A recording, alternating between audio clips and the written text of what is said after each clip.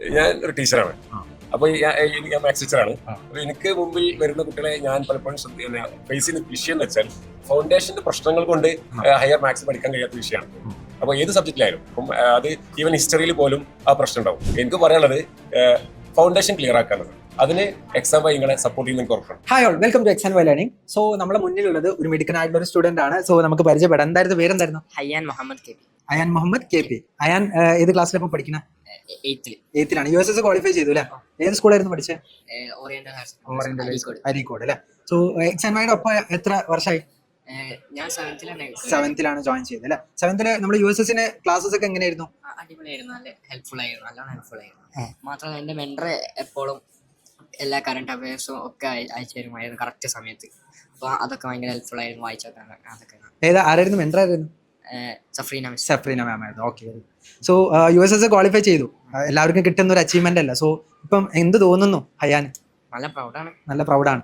ഇനി ഏത് എക്സാം ആണ് ഇനി എഴുതാൻ അയാൻ ഉദ്ദേശിക്കുന്നത്? IIQ NSMC ഒക്കെ എഴുതണം എന്ന് ആഗ്രഹിക്കുന്നുണ്ട് അല്ലേ? ഓക്കെ. സോ അങ്ങനെയുള്ള ഒരുപാട് എക്സാംസ് ക്വാളിഫൈ ചെയ്യാൻ പറ്റില്ല.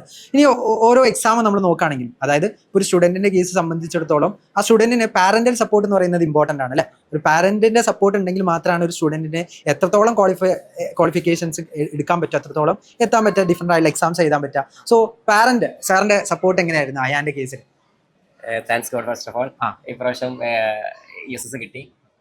ഞങ്ങൾ നന്നായി സപ്പോർട്ട് ചെയ്യുന്നുണ്ട്. അതിനപ്പുറത്തേക്ക് പൊതുവേ എനിക്ക് ട്യൂഷൻ എന്നൊരു സിസ്റ്റത്തിനോട് താല്പര്യമുള്ള ആളായിരുന്നില്ല ഞാൻ. പക്ഷേ ഈ എക്സാം വൈനെ പരിചയപ്പെട്ടത് ഒരു ഫൗണ്ടേഷൻ നൽകുന്ന ടീമായിട്ടാണ്. പക്ഷെ അത് കറക്റ്റ് കിട്ടിയിട്ടുണ്ട്. ഫൗണ്ടേഷൻ കിട്ടിയ ഒരാൾക്ക് പിന്നെ അവിടെ നിന്ന് ഇങ്ങനെ പടുത്തി ഉയർത്താൻ എളുപ്പമാണ്. ഞങ്ങൾക്ക് അതുപോലെ ഒരു സപ്പോർട്ട് കൊടുക്കേണ്ട ആവശ്യം ഉണ്ടായിരുന്നുള്ളൂ. ഇപ്പോൾ ഒരു സെൽഫ് സ്റ്റഡി ലെവലിലേക്ക് എത്താൻ കാരണം ഫൗണ്ടേഷൻ കിട്ടിയിട്ടാണ്. അത് ശരിക്കും എക്സാം വൈ നന്നായി കൊടുക്കുന്നുണ്ട്. അത് ഒരു ഇവിടെ കേരളത്തിൽ വേറെ ടീമൊക്കെ കൊടുക്കുന്നത് എനിക്ക് തോന്നുന്നില്ല.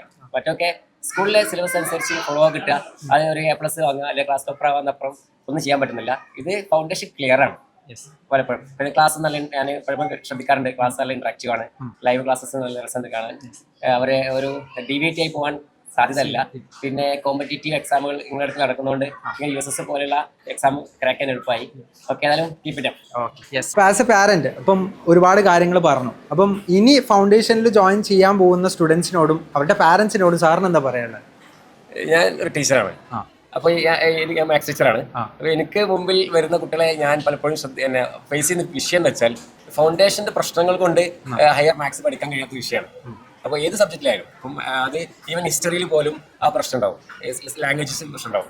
അപ്പം ഫൗണ്ടേഷൻ ക്ലിയർ ആയാൽ ബാക്കി പിന്നെ ഏറ്റവും വലിയ ഇപ്പോൾ JEE അഡ്വാൻസ് പോലെയുള്ള നീറ്റ് പോലെയുള്ള എക്സാം ഒക്കെ എഴുതാൻ എളുപ്പമുണ്ടാവും. അപ്പോൾ എനിക്ക് പറയാനുള്ളത് ഫൗണ്ടേഷൻ ക്ലിയർ ആക്കാനുള്ളത്.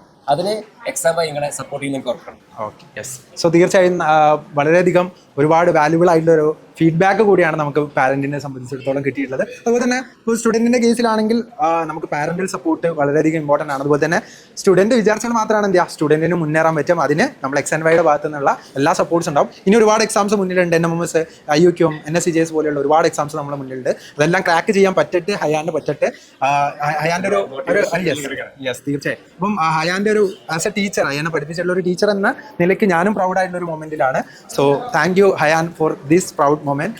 എന്നെ സംബന്ധിച്ചിടത്തോളം ഒരു പ്രൗഡായിട്ടുള്ള ഒരു മൊമെന്റ് ആണ് വന്നിട്ടുള്ളത്. സോ ഇനിയും ഒരുപാട് അച്ചീവ്മെന്റ്സ് ഹയാന് നേടാൻ പറ്റട്ടെ എന്ന് ആശംസിക്കുന്നു. അതിന് പാരന്റൽ സപ്പോർട്ട് സാറിന്റെ ഭാഗത്തുനിന്നും പാരന്റ്സിന്റെ ഭാഗത്തുനിന്നും കിട്ടും എന്ന് വിശ്വസിക്കുന്നു. So thank U.